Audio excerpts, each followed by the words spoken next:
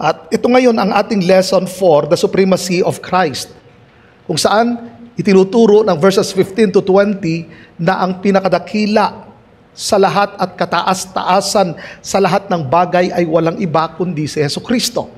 Ito ay napakahalaga para sa atin dahil tandaan ninyo, maraming mga religion ang siyang nagke-claim na sila ay mga Christians, pero ang kanilang doctrine about kay Christ ay sobrang mali. Katulad ng Jehovah's Witnesses. Ang Jehovah's Witnesses, kung tignan ninyo ang kanilang Bible at tignan ninyo ang John 1:1, malaking pagkakaiba. Sa tunay na pagkakasulat, ganito ang kanyang pagkakasulat. In the beginning was the Word, and the Word was God, and the Word was with God. Capital G ang God doon. Pagdating mismo sa Jehovah's Witnesses, ginawa nilang small g ang God. Dahil sa kanila, si Jesus Christ ay isang nilalang lamang.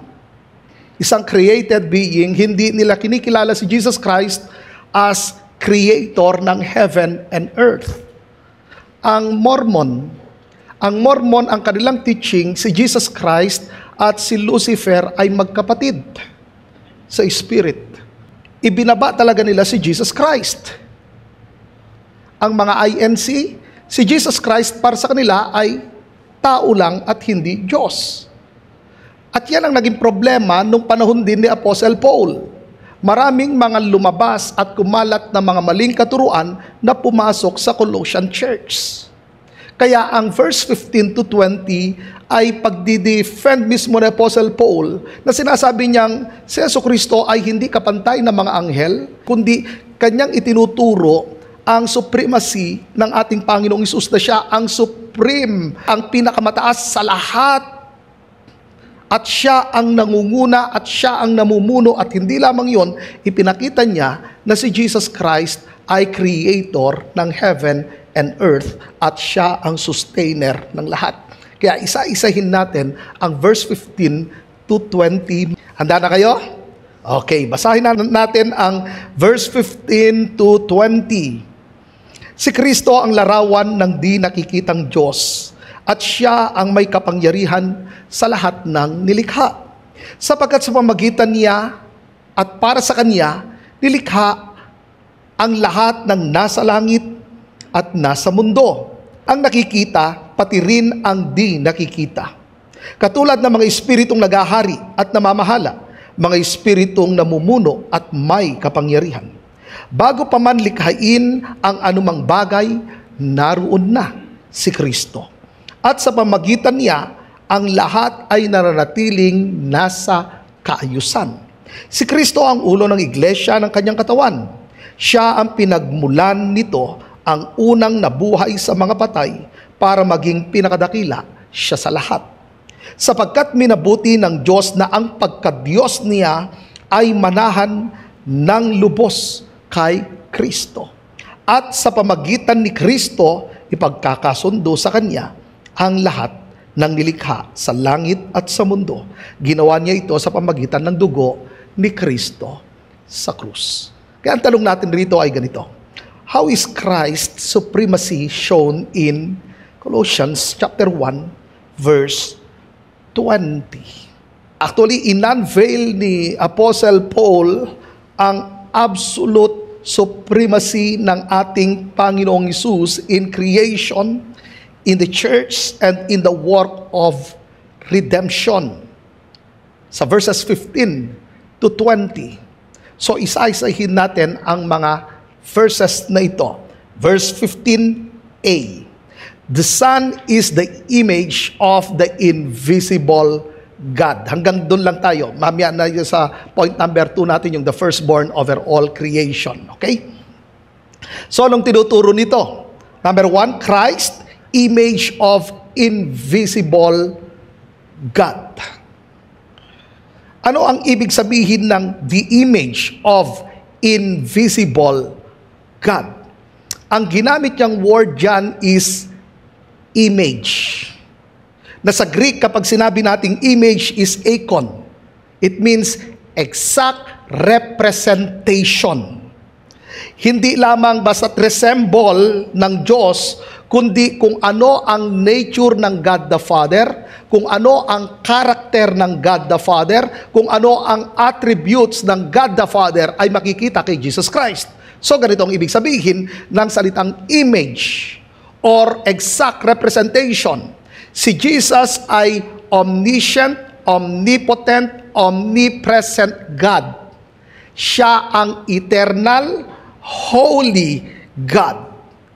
Siya ay immutable, hindi nagbabago. Dahil ang sabi ng Bible, siya ang Diyos noon, ngayon, at magpakailanman. So ang ating Panginoong Hesus ay unchanging. Yun ang ibig sabihin na image of invisible God.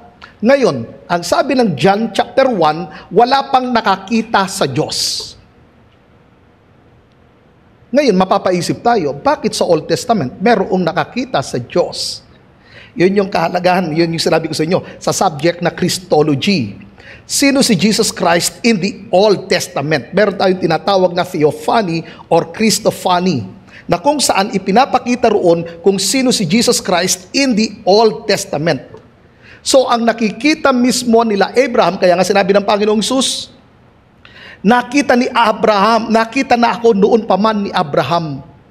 So, ang nakita mismo ni Abraham na Diyos ay hindi ang God the Father, kundi si Jesus Christ. Ngayon, tignan ninyo. Balikan natin yung verse 15. Ang sabi rito, the Son is the image of the invisible God. Ginamit dyan ang invisible God. Through Christ, the invisible becomes knowable. Nakilala natin ang God the Father sa pamagitan ni Jesus Christ. Nakikita natin ang God the Father sa pamagitan ni Jesus Christ. Yun ang sinabi mismo ng ating Panginoong Hesus in John chapter 14. Na dahil nakita na ninyo ako, nakita ninyo ang Ama. Anong ibig sabihin? Kung ano ang katangian ng God the Father, yun ang makikita rin kay Jesus Christ. So ipinakita niya mismo ang katangian ng God the Father.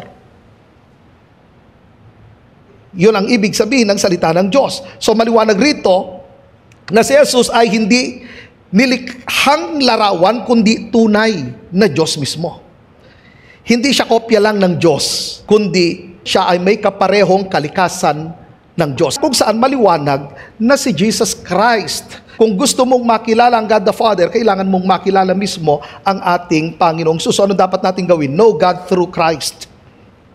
Want to know what God is like? Then look at Jesus. Kaya huwag tayong mag-rely sa culture, sa feelings, sa man-made religion. Si Jesus Christ, ipinakita niya kung ano ang katangian ng Diyos, kung ano ang Diyos, dahil siya mismo ay Diyos. So napakahalaga na makilala natin ang Diyos sa pamagitan ni Jesucristo. Kaya napakahalaga sa atin na binabasa natin ang kanyang salita. Especially ang Matthew, Mark, Luke, and John. Nandiyan mismo ang mga teachings ni Jesus Christ na kung saan ipinapakilala niya kung ano ang nature at ano ang attributes ng God the Father. Amen po ba? Number 2, Christ, Lord of all creation. Si Jesucristo ang siyang Panginoon ng lahat ng nilalang. Anong ibig sabihin rito? Na siya ang pinakamataas. At siya ang namamahala ng lahat ng bagay. Tingnan natin ang verse 15. The firstborn over all creation. Ngayon, dito tayo nagkakaroon ng problema kapag hindi natin nauunawaan ang pagkagamit sa talagang pagkakasulat nito. Kaya merong misinterpretation ang ibang religion rito na sinasabi nila, so maliwanag si Jesus Christ ay nilalang lang. Kasi sinabi ng Bible, the firstborn over all creation. Ano bang ibig sabihin ng salitang firstborn? Una sa lahat, ang salitang firstborn, ginamit ito ni Yahweh sa bansang Israel.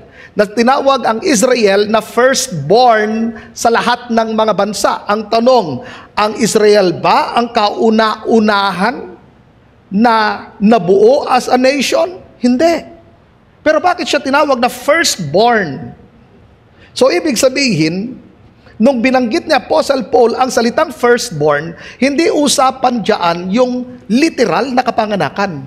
Ang usapan diyan ay rank Usapan dyan ang supremacy ng ating Panginoong Jesus. So ipinapakita niya rito kasi ang ginamit niyang firstborn is prototokos. Nang ibig sabihin is supreme rank or inheritance right. Ngayon, nung sinabi na ni Apostle Paul ang salitang firstborn over all creation, ang firstborn ay isang title ng kadakilaan at authority. Ang salitang firstborn. Kaya nga, ginamit mismo yan sa bansang Israel. Sila ang firstborn sa lahat ng mga bansa. Katulad mismo sa Psalm 89:27, I will make him the firstborn, the highest of the kings of the earth. So napansin ninyo, usapan doon ang supremacy, pinakamataas. Nung sinabi sa Psalm 89, I will make him the firstborn, the highest of the kings of the earth, usapan doon ang ranggo. Siya ang pinakamataas sa lahat ng mga hari. Ngayon, balik ulit tayo sa salitang firstborn. Nung ginamit ito na sa Apostle Paul, hindi niya sinasabing si Jesus ay bahagi ng nilalang, kundi kanyang itinuturo siya mismo ang manlilikha. Makikita natin yon sa next verse. Titignan natin mamaya yon sa verse 16 and 17. At hindi lamang yon, nung sinabi niyang the firstborn of all creation, isa sa mga ibig sabihin ng firstborn is tagapagmana. At sinabi ng salita ng Diyos, kung titignan natin, titignan muna natin sa kultura ng mga Hudyo, ang firstborn, tagapagmana sa lahat ng ari-arian. Ngayon, nung sinabi ng Apostle Paul na si Jesus Christ ang firstborn over all creation, si Jesus ang tagapagmana ng lahat ng bagay bilang isang anak ng Diyos. Yun ang sinabi mismo ng Hebrews chapter 1, verse 2. So, ibig sabihin siya ang pinakamataas sa lahat. Ngayon, dito kanyang itinuturo ang preeminent ng ating Panginoong Hesus. That Jesus is preeminent, supreme over all creation. Siya ang pinakamataas sa lahat. Siya ang kataas-taasan sa lahat ng nilikha. Ibig sabihin, walang mas mataas sa Panginoong Hesus sa kanyang ranggo, sa kanyang kapangyarihan, sa kanyang karangalan. Bakit? Okay, balik tayo ulit doon sa madalas na sinasabi ng iba na si Jesus Christ ay nilalang at hindi siya ang lumalang. Babalik ulit tayo, hindi dapat tayo tutuon lang sa isang text. Pero yun nga, mahalaga alam natin yung kultura at yung paggagamit na word. At mahalaga na alam natin kung anong ibig sabihin ng firstborn. Usapan dyan, supremacy, rank, inheritance. Pagdating sa verse 6, ipinakita mismo ni Apostle Paul na hindi nilalang si Jesus Christ. Tingnan natin, verse 16. For in Him all things were created. Sa pamagitan niya, lahat ng bagay nilalang. Ano yun? Tao lang ba? Sabi rito, things in heaven and on earth, visible and invisible. So hindi lamang yung mga nakikita natin, kundi maging yung mga hindi natin nakikita, mga spirit beings, si Jesus Christ ang lumalang dyan. Whether thrones or powers or rulers or authorities, all things have been created through Him and for Him. Sa pamagitan ng ating Panginoong Hesus, nalalang ang lahat ng bagay. At hindi doon nag-e-end. Tignan natin sa verse 17. He is before all things. Bago ang lahat ng bagay. Bago ang lahat ng mga nilikha. Naroon na mismo ang Panginoong Hesus. Kaya nga sinabi ng Panginoong Hesus bago si Abraham, ako na. Sabi ng kanyang mga kausap, wala ka pang 40 taon or 50 taon. Paano mo nakita si Abraham? Ipinapakita ng Panginoong Hesus na siya ang manlilikha. Na siya ang Alpha at ang Omega. Anyway, sinabi mismo ng Bible yon. Na siya ang Alpha at Omega. Sinabi sa Revelation, mismo ang Panginoong Hesus ang nagsabi, ako ang simula at ang wakas. Ibig sabihin, bago ang lahat, ang Panginoon ang nagpasimula. Na kanyang pinapakita na siya ang lumikha ng lahat ng bagay. Ngayon, pagdating sa verse 17, ang sabi niya, He is before all things and in Him all things hold together. Anong ibig niyang sabihin rito? Ang nagsusustain ng lahat, walang iba kundi si Jesus Christ. So ano bang itsura kapag sinabi nating si Jesus ang nagsusustain ng lahat ng bagay? Ang sun, ang moon, ang stars. Ang nagsusustain niyan, walang iba kundi ang ating Panginoong Jesus. Ang mga batas ng kalikasan, ang gravity, ang life cycles, ay nananatili. Hindi dahil sa kusang gumagana ito, kundi mayroong humahawak at nagkokontrol nito. Sino? Maliwanag ang sabi ng Bible, He is before all things, and in Him all things hold together. Ang kumokontrol ng lahat. So lahat ng mga bagay rito, ang may kontrol niyan, ang Panginoong Hesus. Ang pag-ikot ng mundo, ang may hawak niyan, ang Panginoong Hesus. Ang paggalaw nito, ang may hawak niyan, ang Panginoong Hesus. Ang nagsusustain niyan, walang iba kundi ang Panginoong Hesus. Maliwanag ang sinabi ng salita ng Diyos. All things. Hindi lang ilang bagay, lahat ng bagay. At hindi lamang yon. Ang buhay natin, tayong mga tao, ang hininga natin, ang pagtibok ng puso natin, ang may hawak niyan ay walang iba kundi si Jesucristo. Kaya yun ang sabi mismo ng Acts chapter 17 verse 28, For in Him we live and move and have our being. Na sinasabi ng kanyang salita na sa pamamagitan ng kanyang kapangyarihan, tayo'y nabubuhay at nakakakilos sa pamamagitan mismo ng ating Panginoong Hesus. May buhay ka dahil yan sa Panginoong Hesus. Kaya ka humihinga dahil yan sa Panginoong Hesus. Kaya tumitibok ang puso mo dahil sa ating Panginoong Hesus. Siya ang nagsusustain. Siya ang may kontrol ng lahat. Maging ang kasaysayan ng mundo, ang mga gyera, ang pandemics, ang mga kaguluhan ng mga nangyayari sa mundong ito, tandaan ninyo, hindi lang alam ni Jesus ang lahat ng bagay, actually siya ang may kontrol ng lahat ng bagay. Kung basahin ninyo sa Book of Daniel, na ang pagbangon at pagbagsak ng hari at mga bansa, ang Diyos ang siyang may kontrol. So dito ipinapakita na tayo mga mananampalataya, hindi dapat tayo mabahala. Hindi dapat tayo mag-worry ano man nangyayari sa mundo. Ano man kung merong mga gyera na nangyayari, hindi dapat tayo mag-worry. Bakit? Sino ang humahawak ng lahat ng bagay? Sino ang may kontrol ng lahat ng bagay? Walang iba kundi ang Panginoong Hesus. Nung pandemic, maraming nagwo-worry. Bakit ipinahintulot ito ng Panginoon?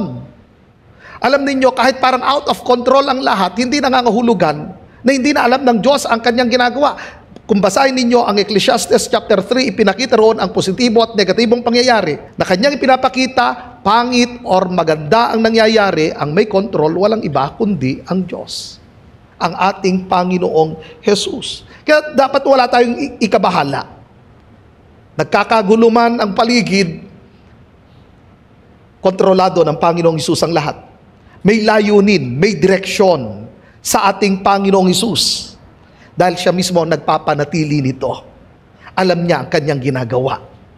At maging sa pagtanda natin, alam niyong sabi mismo ng kanyang salita, aalagaan ko kayo hanggang sa tumanda at pumuti ang inyong buhok. May control. Mayroong magsusustain sa atin, si Jesus Christ. Hanggang sa iyong pagtanda, hanggang sa pagputi ng iyong buhok, wala kang dapat ika-worry dahil mayroong may hawak at may kontrol ng lahat ng bagay. So hindi mo dapat ipag-alala ang iyong pagtanda. Amen? Bawat araw i-enjoy mo nakasama ang Panginoon. Hindi yung ibuhos mo yung panahon mo sa kakaisip mo sa pagtanda mo, kundi i-enjoy mo ang bawat araw na kasama ang ating Panginoong Jesus. So, dito ngayon maliwanag ng sustainer ng lahat, walang iba kundi ang ating Panginoong Jesus. So, ano dapat natin gawin? Honor Christ as Creator. Maliwanag ang sinabi ng salita ng Diyos sa verse 16 and 17, na ang Panginoong Jesus ay Creator ng heaven and earth, visible and invisible. Siya ang gumawa ng lahat ng bagay. Yan ay isang napakaliwanag na turo ng salita ng Diyos. na dahil ang Panginoong Hesus ang creator ng lahat ng bagay, then kailangan natin siyang i-honor. Kasi deserve niya ang lahat ng ito eh. At sa papaanong paraan natin na o-honor ang ating Panginoong Hesus as creator? Sa pamagitan ng obedience.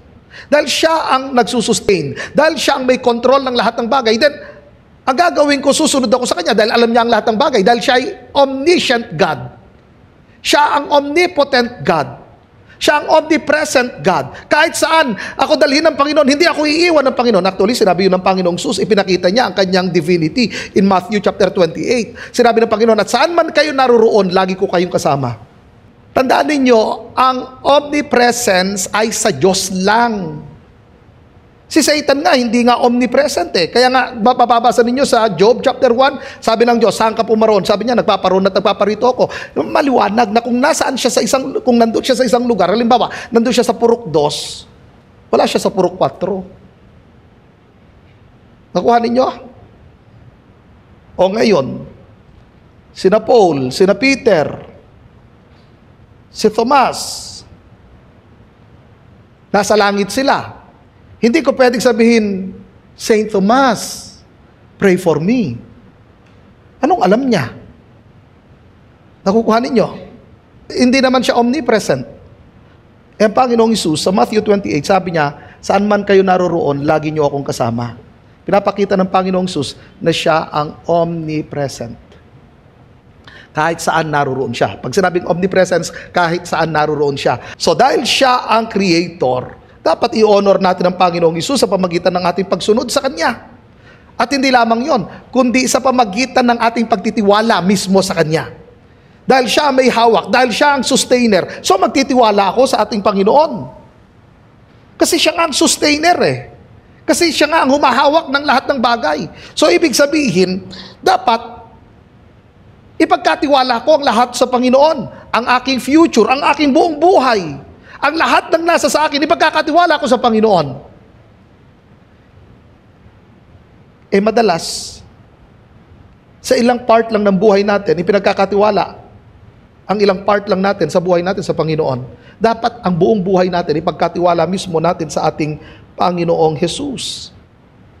Hindi lang yon. Pag sinabi nating honor Christ as Creator, ito, ikaw ay magiging good steward. Kasi pag sinabing creator, siya ang nagmamay-ari ng lahat. So ibig sabihin, lahat ng nasa sa atin, hindi tayo nagmamay-ari.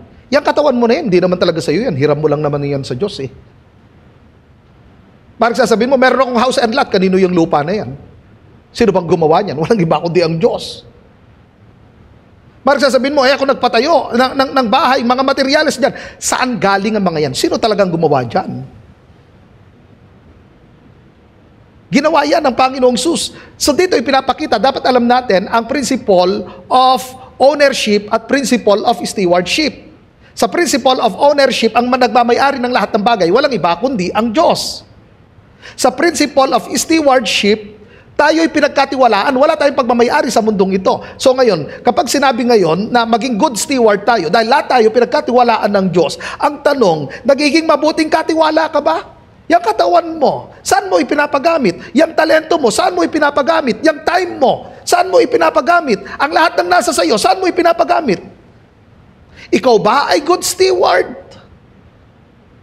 Ipinapagamit ba natin ito sa Panginoon? Tandaan ninyo, sino ang may karapatan? Dahil siya ang may-ari. Madalas, alam ninyo, ginagawa natin ay kinukuripot natin si Lord. Yung buhay natin, ayaw natin ipaggamit. Ginagamit natin para sa pansarili natin, kinukuripot natin si Lord. Tandaan mo, yung katawan mo, ang buhay mo, nagmamay-ari niyan. Walang iba kundi ang Diyos. Kaya ngayon yung lagi kong sinasabi sa Panginoon, gamitin mo ang buhay na ito dahil sa inyo naman po talaga ito. Ano man po ang gusto ninyo, susunod po ako. Saan mo pa man po ako dalhin, susunod po ako. So ibig sabihin, lahat ng nasa sa akin, hiram ko lahat yun sa Panginoon. At siya may karapatan na gamitin yun. Kasi siya nagmamay-ari. Pero bakit ang buhay natin, parang sinasabi natin, Lord, wala kang karapatan sa buhay ko. Sa relationship, wala kang pakialam dapat dyan. Ako nang bahala dyan. Sa money ko, wala kang pakialam dyan. Ako nang bahala dyan. Sa time ko, wala kang pakialam dyan. Ako nang bahala dyan. Ngayon pag may problema, Lord, tulungan mo ko. Wow. Pero ayaw nating ipahawak sa Panginoon ang lahat. Na-honor ba ang Panginoong Hesus? Kung gusto nating i-honor ang Panginoong Hesus, then sasabihin natin sa Kanya, Lord, gamitin mo ang lahat sa akin. Ikaw lamang siyang may taas sa buhay na ito. Kaya huwag niyong tipirin si Lord. Yung buhay ninyo, huwag niyo sabing pang Sunday lang ito. Kay Lord lang yung Sunday, then yung Monday to Saturday. Ako nang bahala. Yung katawan ninyo, huwag 5% ang ibigay niyo sa Lord, huwag 10% ang ibigay niyo kay Lord, huwag 20%. Usapan dyan kasi it's all or nothing eh. Paano nyo i-honor ang Panginoon? Halimbawa sa pagkanta, binibigay nyo ba ang best na pagkanta nyo kay Lord? Sa pagpalakpak, binibigay nyo ba ang the best na pagpalakpak nyo sa Panginoon? Sa Bible nga, grabe silang pumalakpak eh. Grabe nga silang tumalun eh. Pagpupuri nila sa Panginoon. Pag-honor nila sa Panginoon. Pero pag sa artista, grabe, kahit sumasakit ang palad, tumitili pa yan. Pagkatapos paus-paus na. Kamusta ka na? Kasi napunta sa concert ng artista. Di ba yung mga artista na ito na mga ungodly? Grabe, nagsisigaw, nagtititili. Hinihimatay-patay iba no? Pero pagdating kay Lord, parang galit pa sa worship leader. Tagal-tagal naman. Alam ninyo, pag para kay Lord, dapat the best. Amen? Dapat the best. Huwag nating kuriputin si Lord. Sa time natin, huwag kuriputin si Lord. Sa lahat ng nasa sa atin, huwag sana tayo maging kuripot sa Lord. Pero pag sa ibang bagay kasi, napakagalante natin pagdating kay Lord. Hindi. Hindi dapat ganon. Ang lahat sa atin, dapat galante tayo kay Lord. Tignan niyo si David. Talagang ibinigay niya ang kanyang best para kay Lord. So sana, i-honor natin ang ating Panginoong Hesus. Dahil deserve niya yan. Bakit? Dahil siya ang Creator. Sa verse 16, nalalang ang lahat ng bagay sa pamagitan niya. At siya ang nagsusustain sa lahat ng bagay. Number 3, Christ, head of the church. Anong ibig sabihin niyan? Tignan muna natin ang verse 18. And He is the head of the body, the church. He is the beginning and the firstborn from among the dead, so that in everything, He might have the supremacy. So it means, Jesus leads and gives life to the church. Kasi kapag sinabi nating He is the head of the body or the church, ang ibig sabihin niyan, kapag sinabi kasing head, sa Greek, dalawa ang ibig sabihin niyan. Una, literal. Yung pangalawa, figurative. Sa literal, it means literal na ulo. Sa figurative, pinapakita roon, pinuno, tagapamahala, pinagmumulan ng direksyon at buhay. Ngayon, so sa interpretation, hindi siya literal. Nakukuha ninyo? Figurative siya. Tignan ninyo sa turo ng Panginoong Hesus na sabi roon, kung ang sanhi ng iyong pagkakasala ay ang iyong mata, dukitin mo ang iyong mata. Sipin mo kung gawin nating literal yun, kahit 50 ang mata mo, kulang pa rin yun.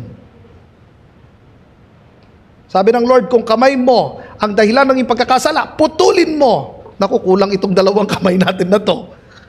Nakukuha niyo yung point. So, hindi siya literal, figurative. So, nung sinabi mismo ng Bible na si Jesus ang ulo ng iglesia, titignan natin sa literal na ulo. Pero, hindi talaga siya literal na ulo ang tinutukoy niya. Tinutukoy na Apostle Paul rito, figurative. Katulad doon nga sa salitang firstborn. Hindi ibig sabihin na unang naipanganak si Jesucristo, kundi usapan doon ang rank, ang supremacy.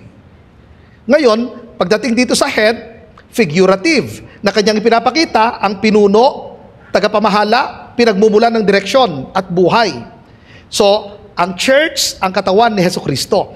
Lahat ng mga totoong nanampalataya kay Hesukristo, katawan ni Kristo ang tawag doon. Ibig sabihin, bahagi ka niya, kasama ka niya, meron kang part. Meron kang trabaho. Kaya sabihin mo sa katabi mo, meron kang trabaho. Hindi ka tagabutas ng upuan. Yung upuan ninyo, may butas na yan. Hindi dapat kayo tagabutas ng upuan. So, nung sinabi ng Bible na si Jesus ang head of the body or the church, siyang nagbibigay ng buhay, ng galaw, ng direksyon, at ng desisyon. Kung wala ang head, patay, walang silbi ang katawan. Bilang head ng church, ang ating Panginoong Jesus, hindi pastor ang head, hindi ang bishop, ang ulo ng church, si Jesus Christ. Siya lamang ang head. Wala nang iba. Bakit? Dahil ang sabi ng Panginoon, on this rock, I will build my church. Ang magbibuild ng church, walang iba kundi si Jesus Christ. Hindi sinabi ni Jesus Christ, your church. Ang sabi ni Jesus Christ, my church. Kanyang pinapakita, siya ang nagmamayari, siya ang namumuno, siya ang head. Dahil siya ang pinagmumulan ng buhay at siya lamang magpapalago talaga ng church. Siya ang tagapagtaguyod, siya ang tagapagtanggol ng church. Yun ang ibig sabihin ng He is the head of the body. Pero hindi doon nag-e-end. Ang sabi roon, He is the beginning and the firstborn from among the dead. Anong ibig sabihin rito? It's all about the resurrection of Jesus Christ, ang glorification. Si Jesus ang unang nagkaroon ng glorified body. Ngayon, ang point niya ngayon rito, na darating ang araw dahil siya ang binanggit na firstborn from among the dead, darating ang araw, magkakaroon din tayo ng glorified body. Ang lahat ng mga mananampalataya. Ginamit ni Apostle Paul dyan yung word na beginning. Ang salitang beginning dyan, ang ibig niyang sabihin is source. O di ba pag sa Tagalog lang, simula, ganun lang. Pero sa Greek, ang pinopoint ni Apostle Paul dyan, source, or yung word na arche. Source. Siya ang source. So sa church, ang source, walang iba kundi si Jesus Christ. Nung sinabing firstborn, siya ang unang nagkaroon ng glorified body. Darating ang araw, lahat ng mga mananampalataya, mayroong glorified body. Then sumunod ang sabi niya roon, so that in everything, He might have the supremacy. So Jesus is preeminent above all things in rank, time, power, and purpose.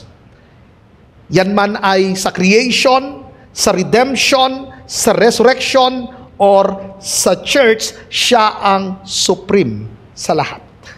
Siya ang pinakamataas sa lahat. Kaya sinabi ng Bible, so that in everything, He might have the supremacy. So ano dapat natin gawin? Submit to Christ's Lordship. Kapag sinabi nating submit to Christ's Lordship, dahil siya ang head, dapat marunong tayong sumunod sa kanyang salita. Maging masunurin ang lahat ng mga mananampalataya.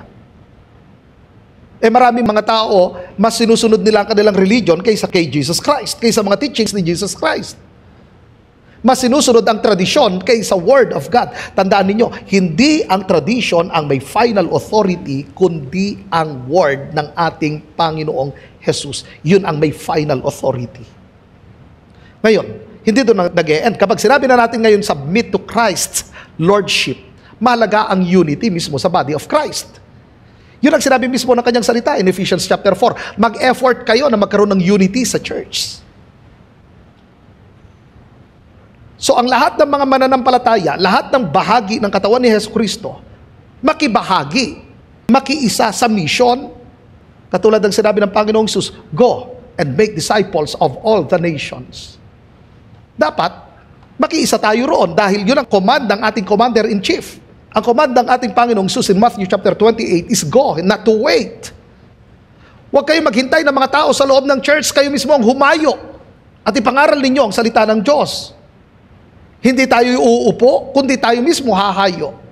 Napakahalaga rito sa atin. Ibig sabihin, tayo mismo nakikiisa sa mission na ito. Dapat lahat tayo nagkakaisa na gawin ang ipinag-uutos ng Panginoong Hesus. Yun yung huling habilin ng Panginoong Hesus bago siya umakyat sa langit. Humayo kayo at gawin ninyong alagad ko ang lahat ng mga bansa. Bautismuhan niyo sila sa ngalan ng Ama, ng Anak at ng Espiritu Santo at turuan silang sumunod sa lahat ng mga ipinag-uutos ko. Sa ngayon, meron tayong almost 200 na life groups and outreach. Pero kung ikukumpara natin ang bilang natin, kokonti ang 200 sa dami natin.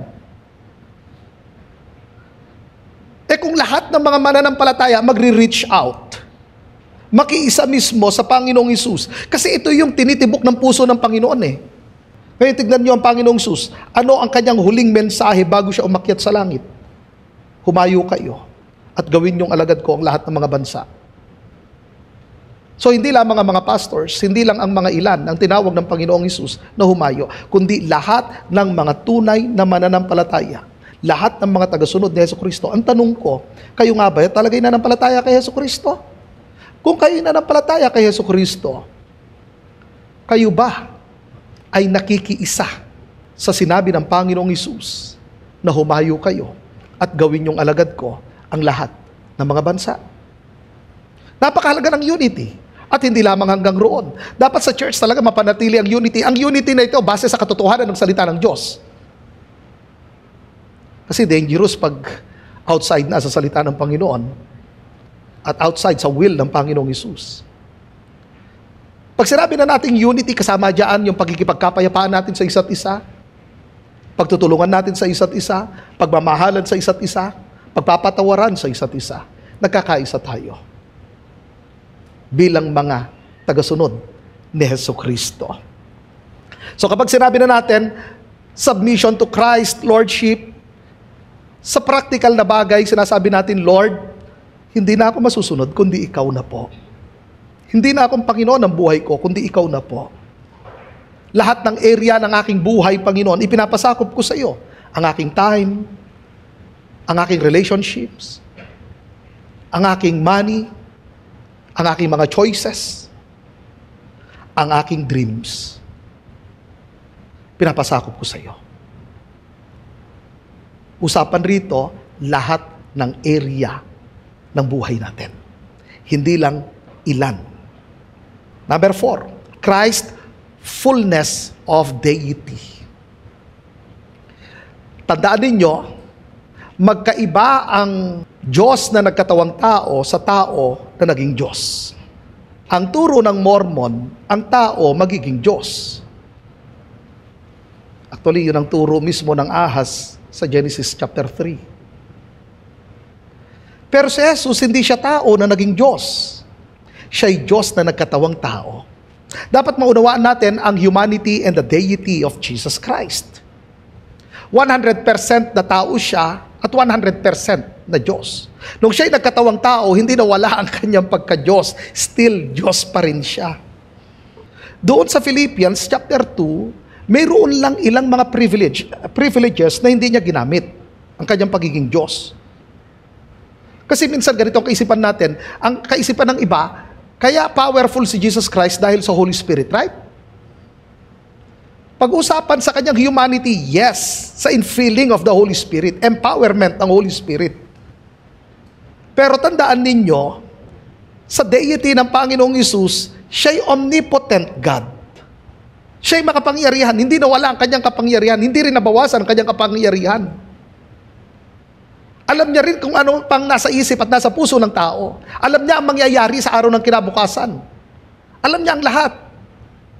Kaya nga sabi ng Bible na kahit hindi na magsalita yung tao, alam ng Panginoong Hesus kung nasa isip niya, kung anong nasa puso niya.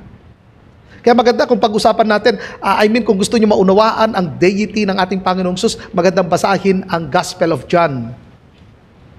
Kasi ang focus mismo ni John, ang kanyang presentation is the deity of Jesus Christ. Colossians chapter 1, verse 19. Sapagkat minabuti ng Diyos na ang pagka-Diyos niya ay manahan ng lubos kay Kristo.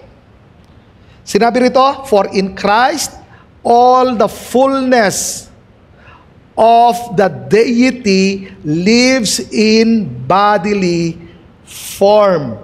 So all of God dwells in Jesus. Ipinapakita rito ang supremacy in divine identity ng ating Panginoong Hesus. So ano nga bang ibig sabihin ng fullness of deity? Tingnan natin yung dalawang salita na ito, ang salitang fullness at pangalawa yung salitang deity. Ang fullness, it means complete, buo, walang labis, walang kulang, kumpletong kalikasan ang usapan diyan. Pag sinabing deity, sa Greek is theotes, from the word theos, God. So anong ibig sabihin? Pag pinagsama na natin ngayon ang fullness of deity, ulitin natin, kapag sinabing fullness, kompleto, buong-buo, nasa kanyang buong kalikasan. Deity, theotes, from the word theos or God. Pag pinagsama mo na fullness of the deity, it means hindi lang si Jesus ay may katangian ng Diyos, kundi ang buong kalikasan at pagka-Diyos ay nasa Kanya mismo. Ulitin ko, hindi lang ang katangian ng pagka-Diyos, kundi ang buong kalikasan at pagka-Diyos ay na kay Kristo mismo. Kaya nga sinabi ko sa inyo na ang Panginoong Hesus ay omnipotent, omniscient, omnipresent. Siya ay unchanging, siya ay eternal, siya ay holy. Kaya deserve niya na siya'y i-worship. So si Jesus ay Diyos sa kanyang buong pagkatao. Kaya nga sinabi rito, in bodily form. Hindi siya kalahating Diyos at hindi rin siya kalahating tao. Hindi rin siya nilikha ng Diyos at naging parang Diyos. Kundi siya ang tunay na Diyos at tunay na tao, ang Diyos na nagkatawang tao. Tignan ninyo sa John chapter 1, verse 1 and 14. Sinabi roon, in the beginning was the Word, and the Word was with God, and the Word was God. Sino yung Word na tinutukoy, yung verbo na tinutukoy, walang iba kundi si Jesus Christ. At anong sumunod? Verse 14, at ang salita ay nagkatawang tao. So yung isa sa mga title ni Jesus Christ ay Word. At ang Word ay nagkatawang tao. So maliwanag, hindi ang tao naging Diyos, kundi ang Diyos nagkatawang tao. Kontra sa teaching ng ilang mga religion na si Jesus ay tao na naging Diyos. At yun din ay kontra sa katuruan ng ibang religion na si Jesus ay tao lang. Dahil ang sabi ng Bible, ang salita ay Diyos at nagkatawang tao at nanahang kasama natin.